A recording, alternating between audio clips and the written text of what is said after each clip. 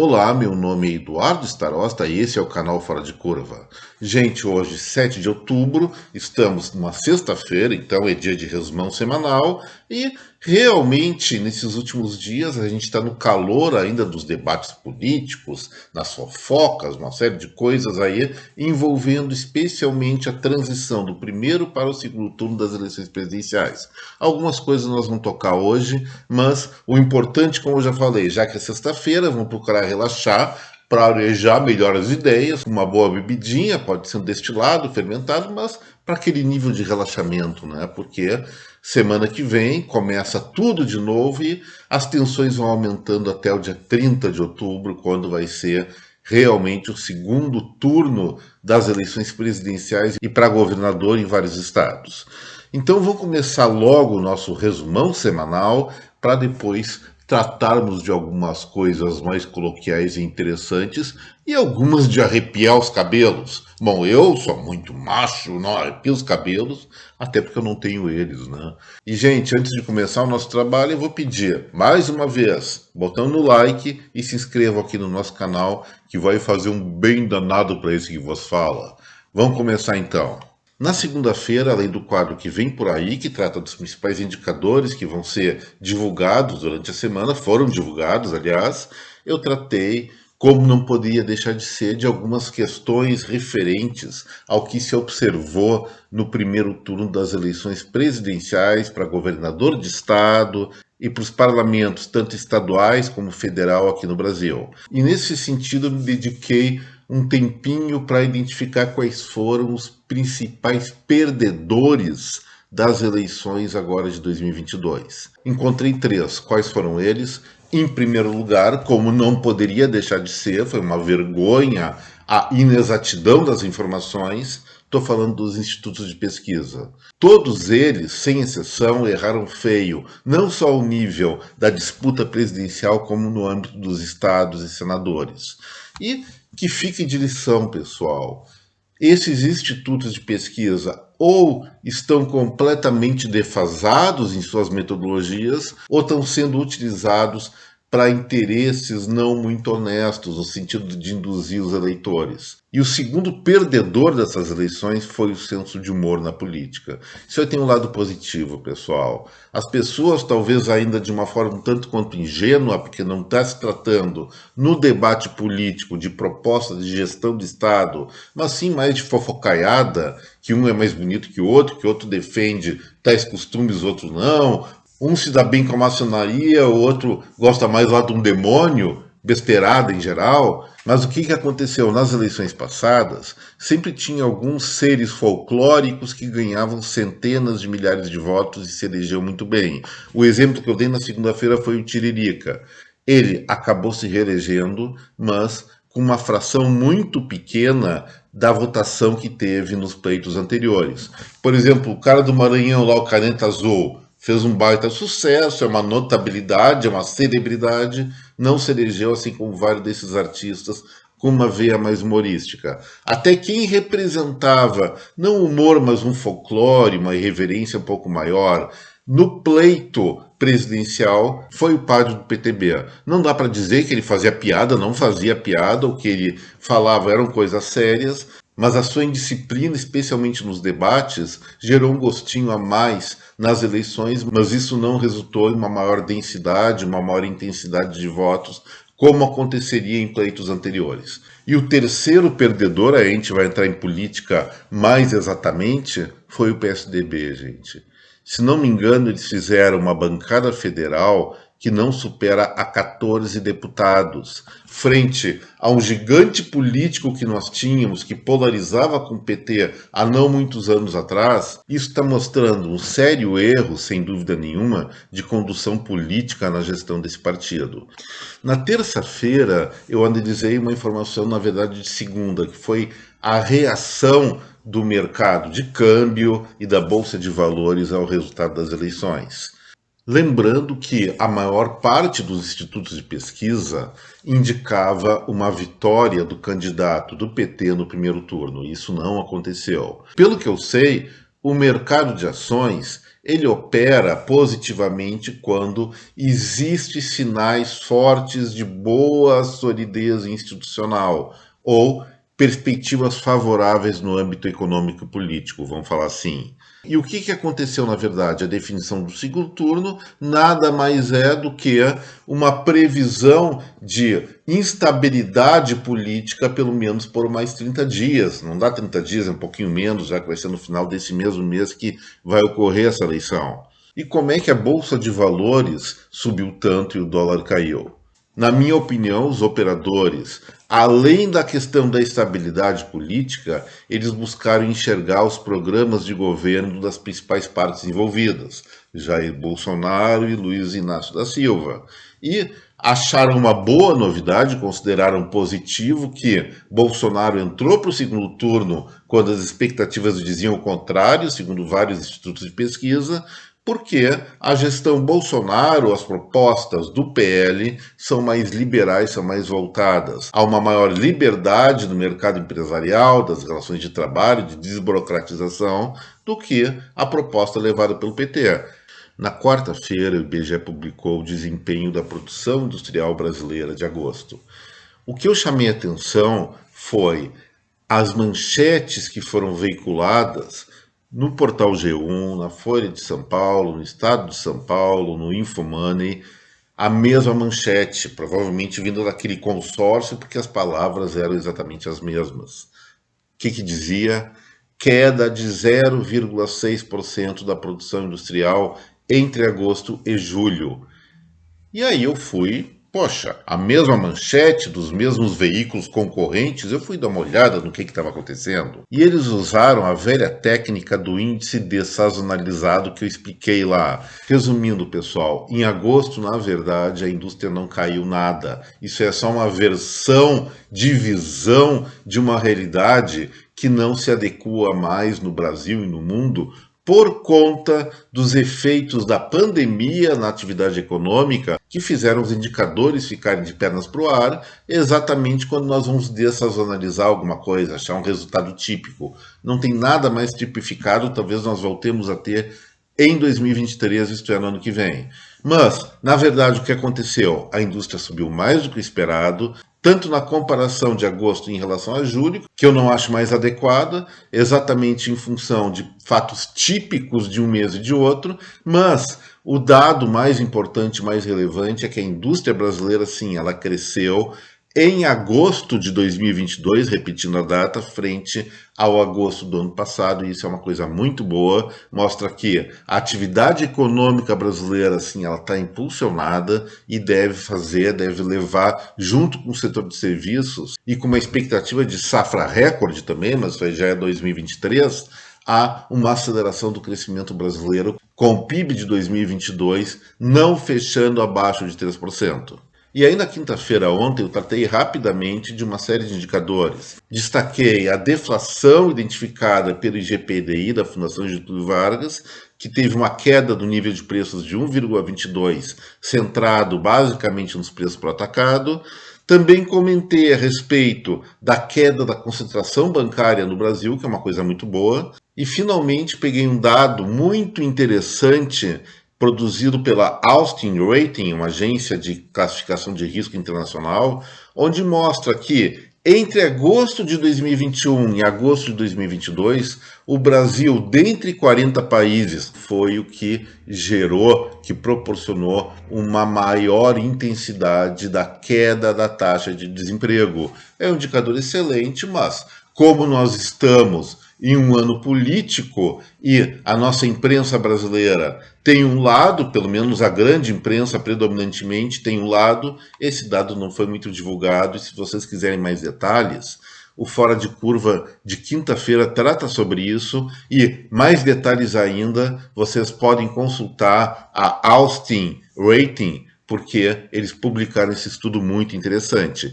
E agora, finalizando o nosso resumão semanal, o destaque dessa sexta-feira, sem dúvida nenhuma, é a liberação pelo IBGE dos dados referentes ao volume do comércio varejista em agosto aqui no Brasil.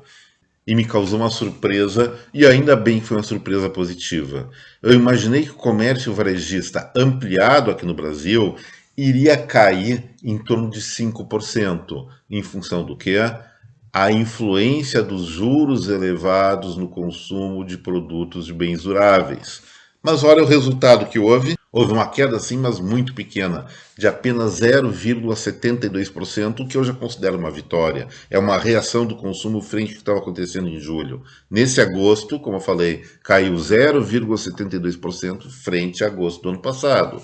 Se eu pegar, e eu uso normalmente esse comércio varejista ampliado, que inclui a venda de veículos e material de construção. Se eu tiro esses dois itens, olha só o resultado. Crescimento de 1,6%. Mas na minha análise eu prefiro manter a linha metodológica. Então vamos inserir novamente os dados referentes a veículos e material de construção e trabalhar com essa queda de 0,72%. Mas especificamente é um número que envolve realmente muitas áreas do varejo brasileiro. Como nos outros meses que eu analisei esse indicador, eu separo por bens de consumo não duráveis e duráveis. Ressaltando novamente que os duráveis são aqueles normalmente vinculados a um crédito, lembrando que a Selic está nos píncaros da lua, 13,75%, e em termos de juros reais ainda mais, porque nós estamos tendo deflação. Então vamos considerar juros reais agora, em setembro, outubro, na casa dos 14%, pelo menos. E aí, gente, está bem tipificada a coisa. Os produtos que são pagos à vista teve um crescimento bárbaro do consumo, enquanto os que são vinculados normalmente a vendas a prazo registraram queda. Olha só, consumo de combustíveis e lubrificantes, aproveitando a gasolina barata, alta de 30,2% frente a agosto do ano passado. Super e hipermercados, centralmente focados em alimentação, crescimento de 1,4%. Artigos farmacêuticos, alta de 6,6%, e a parte de publicações, livros, jornais, revistas, papelaria, crescimento de 19%. Agora, vamos para o lado negativo, e você vai ver que todo esse lado negativo é vinculado ao quê? Ao crédito caro. Olha só, a parte de tecidos, vestuários e calçados, uma queda não muito elevada, de 5,6%. Parte de móveis e eletrodomésticos aí já aumentou para 8,5% negativo, sendo que só móveis caiu 19,4%. É uma questão séria aí, especialmente da cadeia produtiva da madeira. Artigos de uso pessoal, queda de 10,5%. Veículos, caíram as vendas 4,1% e, finalmente, material de construção, retração de 7,1%. Está muito bem caracterizado.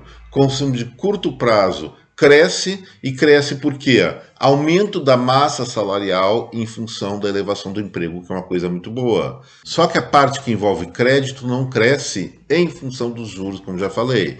E isso tem duas bifurcações. Quais são? A primeira é que as pessoas não querem pagar uma taxa de juros tão elevada para fazer seu crediário nas lojas. E a segunda é que quem tem um dinheirinho guardado vai preferir ganhar uma boa remuneração no mercado financeiro do que gastar nesse momento. Não está compensando nesse ponto, nesse período do ano, dada essa taxa Selic, gastar em artigos, em bens duráveis. É melhor guardar o dinheiro porque ele dá uma boa remuneração. Por falar nisso, olha só, a imprensa, para variar, está achando alguma coisa para distorcer. E aí eles pegaram um dado do Banco Central, onde em setembro os brasileiros sacaram 91 bilhões da caderneta de poupança. O saldo entre depósitos e saques ficou na casa dos 5 bilhões e meio negativos. E estão colocando que isso aí está acontecendo por quê? Endividamento alto, cenário de inflação. Peraí, vamos pensar um pouquinho. Cenário de inflação, vocês estão vendo inflação por aí? Deixa eu procurar embaixo da mesa. Inflação, você está aí? Opa, não, aqui tem deflação. E aí eles vão usar dinheiro, tirar dinheiro da poupança porque está tendo deflação. Tá meio engraçado isso. E endividamento alto. Pera aí de novo, vamos pensar junto. Quem tem dinheiro na poupança vai se submeter a pagar prestações com juros elevadíssimos quando tem uma grana guardada lá que pode pagar à vista sem pagar tanto juro? Acho meio difícil, né? Bom, tem maluco para tudo.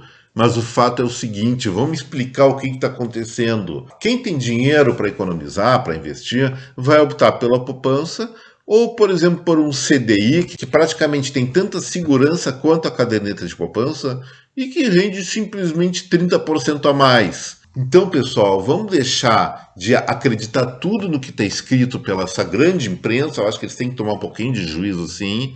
Especialmente em relação a isso. O que eu vou dizer? Está óbvio. As pessoas tiraram seu dinheiro da poupança para botar em ativos de maior rentabilidade. Foi isso que aconteceu. Sim, vamos prestar atenção então no que os jornais estão divulgando, porque tem muita besteira escrita de maneira séria que até parece verdade. Esse pessoal torce politicamente, isso não é bom, porque a informação, especialmente matemática, ela não pode ser distorcida, não deve ser distorcida, porque isso nos leva a enganos. Então vamos tomar muito cuidado com o que o seu jornal favorito está dizendo nas páginas de economia e finanças. E com essa eu encerro essa parte do Fora de Curva. E antes de nos encaminharmos para as nossas crônicas de final de semana, eu vou lembrar mais uma vez. Botão no like e se inscreva aqui no canal. E aí, para começar nosso irreverenciômetro, vamos sair um pouquinho do Brasil, vamos para a ensolarada Califórnia. Vocês sabiam que lá é o estado mais rico dos Estados Unidos e que, se não fosse vinculado a esse país, seria um dos 8 países mais prósperos, mais ricos também do mundo. E recentemente eles estão fazendo muita maluquice. E com essas maluquices já perderam muitas empresas. A Tesla está saindo de lá, outras estão saindo de lá indo para o Texas. Por exemplo, lá quem é assaltante pode roubar em qualquer lugar até $900, se não me engano, que isso não é considerado crime. E daí o bandidinho vai lá na bodega, no boteco, e diz, isso é um assalto, dá $900. Ou produtos correspondentes a $900. Enche a sacola ou enche o bolso com dinheiro, vai para o próximo boteco, vai para o posto de gasolina, enche o tanque, taca o revólver na boca do bombeiro lá não tem bombeiro, é tudo automático, então taca o revólver na boca de quem recebe o pagamento, ou sai sem pagar, ou faz alguma coisa, não é crime. Vocês acham que isso aí podia dar certo? Acho que não, eles já estão tendo muitos problemas com essas leis malucas aí, que parecem ser coisas boazinhas. Isso aí também sempre se discute muito aqui no Brasil, mas agora eles pegaram pesado mesmo. Imagina que lá na Califórnia, recentemente aprovaram uma lei que permite transformar cadáveres humanos em adubo. Eles têm um processo de compostagem para a gente, para transformar nós em comida para a planta. Vocês acreditam nisso? É nós que devemos comer a planta. Eu prefiro, na verdade, adquirir nitrogênio de outra forma, dando essas plantas para um boizinho, para um frango, para um porquinho, até para um peixe, e depois pegar suas vitaminas de uma forma um pouco mais saborosa. Mas olha só onde se chega. Cadáver virar adubo. Imagina o que pode acontecer se existir um Joãozinho. Conhecem piada de Joãozinho, né? Então lá não vai se chamar Joãozinho, vai ser o Little John. E o Little John vai estar comendo forçado a salada da sua mamãe e vai dizer, vai comer salada assim. E aí, como é que um Joãozinho reagiria a isso, sabendo que criança arteira não gosta de vegetal? Eu acredito que ele vai dizer alguma coisa assim para os seus pais. Mãe, pai, não incomodem, é um momento de respeito agora, de introspecção, porque eu estou papando a prima Mary Lou. Foi compostada, né? Fazer o quê? O Joãozinho vai ter razão. E continuando, não tem Joãozinho só aqui no Brasil e nem Little John só nos Estados Unidos. E na Austrália tem um moleque com espírito de Joãozinho, na verdade o nome dele é Barnaby Domingan, que estava brincando no seu quintal e fazendo aquela coisa que meninos de 9 anos, de raiz mesmo, gostam de fazer. Coleção de minhoca e bichos nojentos. Só que ele, furungando no quintal da sua casa, achou esse verme um pouquinho avantajado. A minhoca tinha 1 metro de comprimento, pessoal. Daí ele pegou o bichinho, levou para casa. Mamãe, posso ficar com o meu bichinho de estimação? Imagina o que esse pobre moleque não ouviu da sua mãe. Uma minhoca de 1 metro de comprimento só na Austrália mesmo. Conheço aquele país, é maravilhoso, mas tem uns bichos que Deus me livre. E agora vamos sair um pouco dos Joãozinhos, da compostagem humana, das minhocas e tratar de coisas mais românticas. Eu faço questão de lembrar vocês, cada um de vocês, um samba do saudoso Adoniran Barbosa. O título era O Casamento do Moacir. O que acontecia nesse samba? Era uma história contada do Moacir que ia se casar com a Gabriela. As pessoas foram na festa e de repente vem um bêbado e fala: não, o Moacir é casado lá no Rio, tem não sei quantos filhos, papapá, e acabou numa bagunça o casamento do Moacir e a coitadinha da Gabriela ficou chorando no altar, toda envergonhada e com dor de cotovelo. Uma ficção bastante interessante. Uma história criativa, musicada, como eu falei, pela Adoniran Barbosa. Mas vocês sabem que na Índia, mais exatamente em Madanapé, um tal de Moacir deles, na verdade, Moacir em indiano se chama Syed Nazir, essa é a tradução dos nomes. Ele estava se casando nessa cidade que eu falei, me recuso a repetir o nome dela, que é muito complicado, e não avisou, não sei por que motivo, que ele já era casada com uma outra esposa. E aí essa primeira cônjuge dele, não se conformando, deve ter ouvido a fofoca, queria se casar de novo com uma segunda mulher. Ela não se conformando, foi lá na festa, vai estragar a festa com polícia e tudo. Sabe o que o Moacir deles, ou Syed, fez? Ele realmente não teve opção. Deu no pé e se escafedeu. Estão procurando o cara ainda hoje. Mas tem mais uma história para contar aqui no Fora de Curva. E aí vão voltar para os Estados Unidos. É uma questão de hábitos e costumes que me deixou realmente revoltado. Uma moça chamada Mad Brooks, certa feita, casou-se com seu atual marido. Mas o rapaz, muito inspirado e ativo, e esgotou as forças da menina. O que ela fez?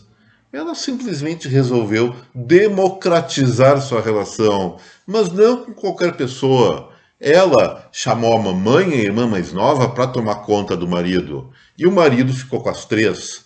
E ela viralizou isso, publicando esse assinte, essa indecência, esse absurdo moral na internet. Imagina o cara pegando a esposa, a irmã e a mãe da esposa. Não pode acontecer isso. Isso aí tem que ser condenado, gente. Isso aí é uma imoralidade. Essas mulheres estão perdidas. Como é que elas aceitam isso? Como é que a esposa propõe uma coisa dessas e a irmã e principalmente a mãe aceita uma situação dessas? Realmente eu não me conformo com isso e vou encerrando o Fora de Curva. E só tenho mais uma coisa para dizer em relação a isso. Que cara mais sortudo, fiquei com os filmes dele. E assim, gente, encerro o Fora de Curva de hoje. Não se esqueçam, mais uma vez, botam no like, também se inscreva aqui no canal e vamos descansar bem, vamos relaxar, vamos evitar muito papo político de final de semana, que isso aí só dá treta, só dá confusão. Vamos ser mais irreverente, vamos buscar nos divertir, porque na semana que vem, como eu sempre digo, os desafios continuam esperando pela gente, a gente precisa de muita força, muita disposição para dar o melhor de nós em nosso favor mesmo. Pessoal, então, um baita do final de semana para cada um de vocês. Até breve. Tchau.